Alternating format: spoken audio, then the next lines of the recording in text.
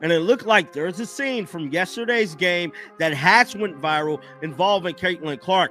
Well, I'm here to tell you there's a scene that is raising concerns from fans, and pretty much people is demanding answers from none other than WNBA Commissioner Kathy Engelbert. Let me pull up this picture right here, guys, because this one right here is crazy, bro. I mean, just crazy. This wasn't just a foul. It wasn't just a missed call. This was a full-on shove by Ryan Howard, and the referees said nothing. No whistle, no warning, no justice. So, the big way they were able to neutralize Caitlin Clark, and I think it was almost an issue with Stephanie White as much as anything, is they were manhandling her. They were manhandling Caitlin Clark early in that game. Like, they had two hands on her. They were fully getting into the we are grabbing her and we don't really care. Like, that was their goal. Their goal was they were out there to maul Caitlin Clark. They had they had absolutely no intention of doing anything other than mauling Caitlin Clark. Like, they were not out there to play legit defense. They were there to maul Caitlin Clark as much as they possibly could. And now, thanks to a fan's phone camera, the world finally sees what the WNBA tried to ignore. Caitlin Clark was slammed to the ground, and no one protected her. And this picture that I just came across, I'm like, what are we doing? Kathy Engelbert, she came out. It ain't been that long ago, like 2 weeks ago.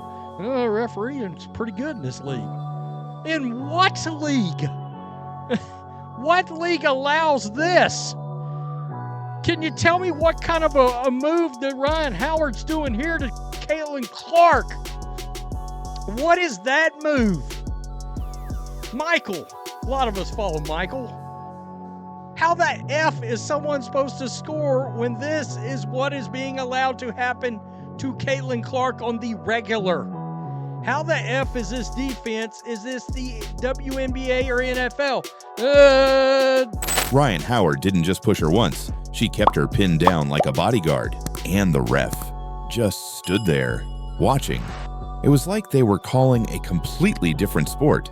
This is the moment that has fans everywhere demanding answers, even from WNBA Commissioner Kathy Engelbert herself. Because this isn't an isolated incident. It's part of a disturbing pattern that's now impossible to ignore. Clark gets pushed around, thrown to the floor during games, and teammates are standing there just looking, not doing anything. Sophie Cunningham will do something. While other players get a microphone put in front of them, doing their media interviews, while they regurgitate the same nonsense, the same word salad that Stephanie White lies says, Sophie Cunningham will say, no. The Chicago Sky alone are responsible for 80% of the flagrant fouls committed against Caitlin Clark this season. Let that sink in. 4 out of 5 flagrant hits came from the same team, and league-wide. If everyone can stop the pearl clutching for just a minute, and I say that as a turn of phrase, not because it's women's basketball, you'd realize this is the best thing imaginable for this league. And listen, I said this back when Caitlin was at Iowa, and everyone was, I thought, being overly protective of her, and I thought a lot of that had to do with like, oh, this little white girl in a black sport. And I was like, man, she is a badass and a trash talker and gives it as good as she gets it. And she is an object of scorn for good reason. She's awesome, she's swaggery, she does turn your home crowd into a road crowd. She is a frustrating player to guard, all of it. 17% of all flagrant fouls in the WNBA have been against this one player. 17%. That means nearly 1 in 5 of the most dangerous, unsportsmanlike plays in the entire league have been aimed at Caitlin Clark. I don't know if you know this or not. You probably do, knowing you, because you don't miss much. Caitlin Clark has personally received 17% of the flagrant fouls called. Literally, she's been fouled 70 on flagrant fouls. 17% of them have been against her personally. We spoke about the Cheryl Swoop situation. We've spoke about the numbers, the ratings. We've spoken about the resentment that Caitlin Clark has been receiving, not by most, not by all, but by, to be quite honest, too many. If you had your druthers moving forward, looking at the rest of this WNBA season, looking at the state of women's basketball moving forward, what's your wish and what needs to happen in order for your wish to be achieved and fulfilled? Last word is yours. She's been shoved, elbowed, grabbed from behind, and still, the whistle barely comes.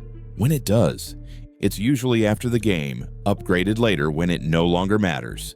They're not stopping the hits. They're just quietly cleaning up the evidence. And this game, it gave us the clearest proof yet. Fan footage showed Clark on her knees, mid-pass, with a defender hovering over her back. You could see it in her face. The exhaustion, the frustration, the fight to stay composed. She didn't even look for the referee. She already knew what would happen. Nothing. The referees aren't just missing calls, they're sending a message. Caitlin Clark is fair game. And yet, despite all of it, Clark continues to rise. Look at this. So, this was the scene, and this is the picture right here that has went viral. Yeah, this is the storybook of Caitlin Clark's season, bro. That's just all I can say. Look at this. Somebody said this shot from the Fever versus the Fever versus Dream game. Look at Caitlin's face as she passes the ball. She's literally on her knees. Somebody's hovering over her back. Somebody said it's 1 in 15 missed foul calls. This is ridiculous. And this right here shows you that the WNBA referees has a hidden agenda against Caitlin, bro. In that same game where she was mauled, shoved, and ignored by officials, the Fever won by 17 points.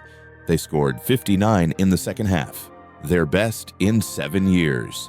And Clark, she led the way with 12 points, 9 assists, and complete control of the offense. She didn't respond with trash talk. She didn't flop. She simply adjusted her jersey and played the game at a level most can't reach. That's what makes this even more frustrating for fans. The league has a generational star, the player responsible for selling out arenas, breaking attendance records, and lifting the entire sport. And yet, they're letting her get targeted like she's a rookie with no name. Stephanie White, the Fever's head coach, finally said what everyone else has been thinking. She called the officiating egregious and said the disrespect toward Clark is unbelievable. She's tired of watching refs act like they're calling a different game altogether. Even veterans like Sophie Cunningham have had enough. She was ejected this season for defending Clark and later spoke out about the league's failure to protect its biggest star. While other players regurgitate media-safe answers, Sophie calls it what it is: bias. A season-long pattern of negligence. But here's the truth that really stings. Caitlin Clark herself knows what's happening, and she's not hiding from it. In a recent interview, she said it straight. "I think everybody is physical with me. They get away with things that probably other people don't get away with." That's not an opinion. That's lived reality, and it's happening in front of millions. So why aren't the refs doing anything? Some say it's jealousy. Some say it's punishment, an effort to humble the star who brought too much fame too fast. Others think it's cowardice, that officials are scared to call fouls on players targeting the most visible name in the game. But here's the real reason it's dangerous: because it's working. Clark is being hacked off the ball, grabbed from behind, body checked like she's trying out for the NFL. Wait a minute, you can't do this. You can't do this to us. I got to, and I didn't think I would ever be doing it. The worst referees in sports are WNBA refs. There's NFL fans right now going, bleep? What? Did you see the refs chilling for the Chiefs again last year? And look, the referees in the NFL are god-awful, all right? But at least at times it doesn't seem like they're turning a blind eye to potential injury, for crying out loud. And in the meantime, defenders like Jordan Canada are getting away with murder on the other end, dropping 30 points while draped all over Clark all night. You can't run an offense if you can't move. You can't create highlight plays if your teammates are too scared to stand up for you. And yet, Clark just keeps going. She leads the league in assists. She's broken the rookie scoring record. She dropped a triple-double. She's set the single-game assist record. She's hit more three-pointers than any rookie in history. She's doing it all while getting physically punished every single night. She's rewriting WNBA history with bruises on her back. That's what fans are so angry about. The WNBA wants her star power. They want her sponsorships. They want her to be the face of women's sports, but they won't lift a finger when she's getting shoved to the hardwood. And make no mistake, the fans are watching. It was a fan who caught the Ryan Howard shove, a fan who posted it online, a fan who made it go viral. And now it's a fan-driven movement forcing the WNBA to confront its own failures. The referees didn't protect Clark, the coaches didn't speak up, the players mostly stayed silent. But the fans, they're done. They've seen the footage. They've posted the screenshots. They've counted the fouls. They've tracked the stats. And now they're demanding more. Because if this keeps going, if Clark gets seriously injured, it won't just be a foul the league ignored. It'll be a legacy they destroyed. So what happens next? Will the WNBA finally step in? Will referees be held accountable? Will coaches stop turning a blind eye? Or will the fans have to keep exposing the truth, one clip at a time? Because one thing's for sure, you can shove Caitlin Clark, you can hack her, you can try to silence her, but you cannot stop her. And every time you try, she just gets stronger. I wouldn't have tossed JC if she wasn't so damn unfortunate looking. That skanky little donkey fell out of the ugly tree and hit every branch falling down. I mean, did she really think she could get away with poking the white mamba's eyes out? How stupid can you be? Trying to blind the only person who makes people actually interested in this league? You don't have pretty privilege like I do. JC Sheldon just declared war on Caitlin Clark. Imagine being hated by millions. And instead of apologizing, you double down. What are your thoughts? I don't think we've asked you this about the WNBA as a whole, the moment they're having right now, and Caitlin, and kind of this new era seemingly of women's basketball. I love it. I love competitiveness. I think it's great for the game. I think when people watch basketball and they think of basketball being physical, being competitive, being a little chippy, they think about us. But I think W is just as competitive and maybe even more chippy. You know what I mean? That's exactly what JC Sheldon just did. After poking Caitlin Clark in the eye, getting fined, and becoming the most controversial player in the WNBA, Sheldon finally spoke out. But it wasn't an apology. It was a warning shot. 2 weeks ago, Sheldon's foul on Clark went viral. A direct hit to the eye, a $2,000 fine, and a firestorm of backlash. What really got this escalated, so that was called a flagrant. The WNBA refused to suspend her. Clark didn't retaliate. Fans were furious. Now, that fuse has officially exploded. What was going on with the chippiness there, and what explanation were you given for the tech that you got? I'll take the official questions. There wasn't an explanation for the tech that she got. You know, I think it was pretty obvious that stuff was brewing, right? When the officials don't get control of the ball game, when they allow that stuff to happen, and it's been happening all season long. All season long. It's not just this game. It's been happening all season long. This is what happens, right? This is what happens. You've got competitive women who are the best in the world at what they do, right? And when you allow them to play physical and you allow these things to happen, they're going to compete. And they're going to have their teammates' backs. It's exactly what you expect, right? Out of fierce competition. In a rematch between the Indiana Fever and the Connecticut Sun, tensions reached a breaking point. Clark refused to shake Sheldon's hand. Sheldon didn't back down. And after the final buzzer, Sheldon made her move with a chilling quote that divided the league in half. If she can't handle contact, maybe this isn't her league. So how did a hard foul turn into the WNBA's most toxic rivalry?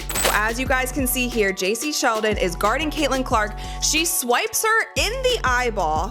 Caitlin Clark nudges her off because JC stays in her face. And then Tina Charles runs over and is kind of wagging her finger in Caitlin Clark's face. And then Marina Mabrey comes out of nowhere and chucks her to the floor. Now let's watch this in slow motion. Here, JC Sheldon is guarding Caitlin, swipes her in the face. There's one. going for the ball, swipes her in the eyeball. Caitlin's gonna have to start wearing goggles. And then Caitlin pushes her off of her, like, why are you still in my face? Marina Mabry, bat out of hell, chucks Caitlin Clark to the ground. Why is Sheldon doubling down instead of stepping back? And what happens next if Clark finally fights back? Let's break it down. When you are good at basketball, you're pretty, and you got grit, those three things make you bad to the bone. And I think this is one of it's new trends that's going on in the WNBA, in my personal opinion, is that not only will you be good at basketball, but you also, some of these women will look like women, right? And you still look like dudes.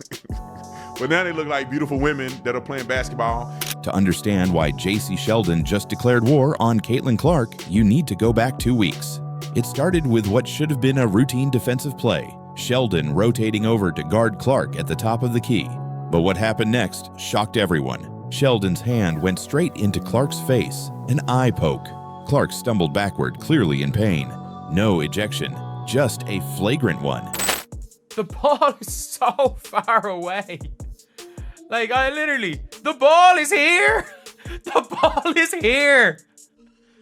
The ball is here. How did she double eye poker? The ball is here. Like, how did the referees watch this and come to the conclusion that it was a flagrant one? How did they come to the conclusion it was a flagrant, not a flagrant two? Like, how did they come to the conclusion that it is a flagrant and not a flagrant two? I would have had more respect if they said it was a no call, because they could at least feign ignorance. Then came the $2,000 fine and the outrage. Ban J.C. Sheldon trended on social media. Dave Portnoy called her a jealous loser punk. Even late night TV got involved. Whatever keeps you indoors and away from people, let's kick things off with our top story. Caitlin Clark has returned to the court from injury, and not a moment too soon for the WNBA. It wasn't just the Indiana Fever that missed Caitlin Clark. The WNBA missed her, and badly. Caitlin Clark effect. Since the WNBA star's injury, ticket prices have drastically dropped. And instead of making it go away, the league's silence made it worse. Sheldon became the villain, Clark became the victim. And in the middle of it all, a league built on Caitlin Clark's fame, now torn apart by a foul no one will forget. So yeah, this has always been the case, where there's been and obviously once again, Caitlin Clark is different because of all the different eyes, so all the different opinions, and how good she is. Yeah, her play, number one. That's why she's, she was the best college scorer, men's or women's, that you've seen career-wise from wire to wire, as far as the points that she puts up, the way she passed the ball, where she shoots from. You don't see many men doing this. Definitely the first woman we've seen play like this, so that's a huge part of it. So it's the same thing going on in WNBA, and I think she'll be better for it. And she is the ultimate competitor and shit talker as well. So I like it both ways. But here's where things took a dramatic turn. 2 weeks later, the rematch was set. Indiana Fever and the Connecticut Sun. Sheldon versus Clark, round 2. The energy was electric. Fans showed up wearing Protect Clark shirts. Cameras zoomed in on every glance between them. And before tip-off, the first message was sent. Clark didn't shake Sheldon's hand. The arena buzzed. The tension was thick. And from the opening whistle, it was clear. This wasn't just a game. It was personal. Sheldon played physical. Clark didn't back down. In the third quarter, Clark hit a deep three right in Sheldon's face. She held the follow-through. She stared her down. And she jogged back on defense without saying a word. It was icy. It was deliberate. It was Caitlin Clark's answer to weeks of disrespect. But Sheldon wasn't done. After the game, reporters crowded around her, asking about the rematch, the tension, and of course, the foul. Sheldon didn't dodge it. She didn't apologize. Instead, she leaned in. If she can't handle contact, maybe this isn't her league. That quote hit harder than the foul. It wasn't just a jab at Clark's toughness. It was a direct challenge to her place in the league. Fans went ballistic. One tweet read, "This is war. Sheldon is out for blood." Another said, "She's not just fouling Clark, she's trying to end her career." And just like that, the WNBA had its next headline. Sheldon declared war. And Clark, she hasn't said a word. Meanwhile, the divide is getting deeper. Some teammates are defending Sheldon, saying she plays hard and doesn't deserve the hate. Others, like Marina Mabry, are silent, but liking tweets about keeping Clark in check. On the flip side, Clark's teammates are furious. One Fever player was overheard saying, "They're making her the target again." So when Caitlin Clark last week, or not last week, a couple days ago, when Caitlin Clark got destroyed, her girl Sophie came to her defense, and this was the most beast mode thing that I've seen a woman do in WNBA history. With all due respect, I love Caitlin Clark. She got a little bit of LeBron James-esque type behavior. LeBron James literally flops every time somebody touch him. And I think that Caitlin Clark flop a little bit. Even retired legends are weighing in. Lisa Leslie said, "The league needs rivalries, but not like this." I think it's all about money, marketing, and we cannot deny what Caitlin Clark has done for the women's game. I'm not going to act like it's something that we don't see. She's had a huge effect. Call it the Caitlin Clark effect. Yes, have we ever had teams have to get into larger arenas to play against a team? No, we have not. So if we have more eyeballs on the game and Caitlin Clark brings that, why would we feel some kind of way because she has more television games? I think we have to understand that when one player eats, we all eat. And as we all get more opportunities, it just opens it up for everyone else. And I think Caitlin has said that even herself in certain interviews. And I love that. I love that she's not the player who's like, it's all about her. It's not. She's giving love and homage to those of us that have come before her. Swin Cash tweeted, "Protect the stars or lose the fans." They're hating on Caitlin, which anyone that covers the league or is around players knows that is not true. But for you, someone who understands the life but is now removed, why do these things start to exist in the ecosphere of the W? It exists because it literally is a microcosm of our society right now. Because there are people who, because it's so polarizing around Caitlin Clark, who's a heck of a player, who is white. There's a narrative to try to create, which was even before Caitlin, of big black women, tattoos, too aggressive. If you've been between those lines on the court, they're very aggressive. Listen to me. There is nobody that's hating on Caitlin Clark. Those women want her to come and succeed, but they also want to bust her behind, as they should. And that's the real issue, because this isn't just a feud between two players. It's a power struggle for the soul of the league. The WNBA is thriving because of Caitlin Clark, ticket sales, merchandise, TV ratings. She's bringing in millions. And now, the league is at a crossroads. Do they protect their golden goose, or let the chaos continue, all in the name of competition? Here's what makes this so dangerous. The WNBA needs both of them. Caitlin Clark is the league's biggest star, but J.C. Sheldon just became its best villain. She's fiery, unapologetic, and fearless. She's not afraid to play the bad guy. And every time she does, the views go up. The rematch drew record ratings. Highlights hit millions of views. Comment sections exploded with fans, picking sides. Because love her or hate her, Sheldon is now must-watch television. The league thrives on storylines like this. Magic versus Bird, LeBron versus Steph, now Clark versus Sheldon. But here's the truth. This isn't just a rivalry, it's a battle for power.